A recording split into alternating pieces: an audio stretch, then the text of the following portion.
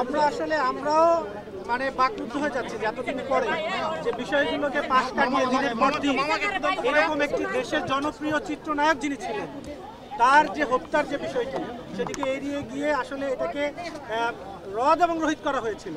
আজকে তার মায়ের করা আপনার মাধ্যমে যে রিভিশনটি সেটি আসলে আজকে হচ্ছে গিয়ে উঠিয়ে দিলেন এবং তার আবেদনটি মঞ্জুর করলেন।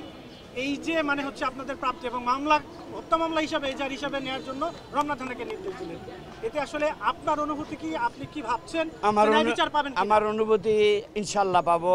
আমার অনুভূতি সমস্ত প্রশংসা মহান আল্লাহ তাআলার।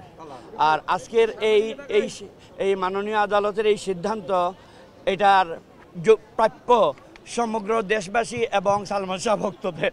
আমার বিজ্ঞ আইনজীবী যারা আছেন ওনারা বলবেন, আমার ক্ষান্ত দেন, সবার সালাম, সবার প্রচেষ্টায় আজকে আল্লাহ তাআলা এটা কবুল করছেন, বুঝছেন।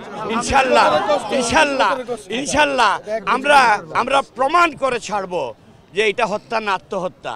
ইনশাল্লাহ আপনাদের সহযোগিতা চাই, আপনাদের সাহায্য চাই ইনশাল্লাহ। আজকের ইনশাল্লাহ এবং আজকের এই রায়ের জন্য আমরা সন্তুষ্ট।